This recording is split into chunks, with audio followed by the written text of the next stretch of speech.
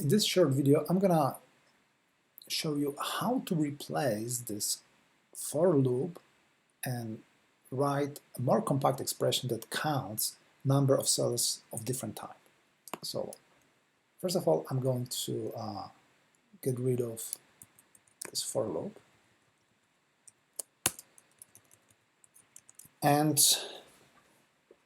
I'm gonna go and visit CC3D Python menu.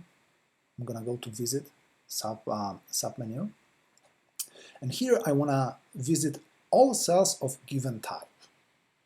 That's what I want. Okay.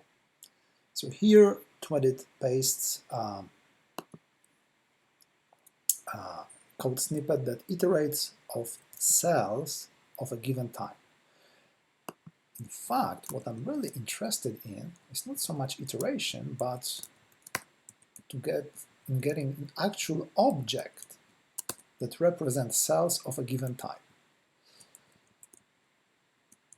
So here I'm going to modify the template that Twedit generated for us, and I'm going to replace this type name _1 with actual type name. So lol .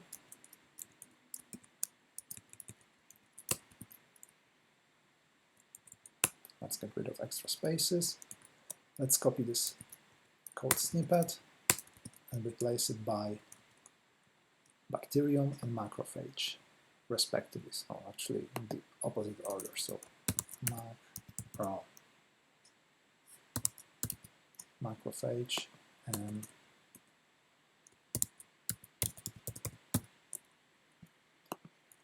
let's run this code and let's hope that the results that we get will be the same as we got before. So right click at the top element of the project in the left hand panel, opening player, and the simulation should start running. Let me pause it, actually let me stop it.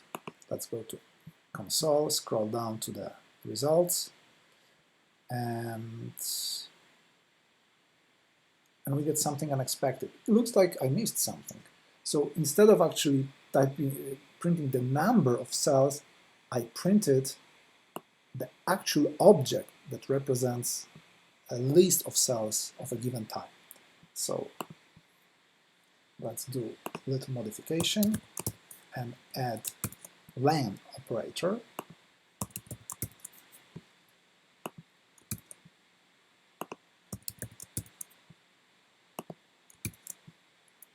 Save the file. This time I'm going to actually reuse the open window, or open computer player window. Let's rerun it. Let's stop the simulation. Scroll down somewhere where we can see the results. And there we go. This is our output. So exactly as before. All right, that's it for this lesson, and I'll see you in the next video.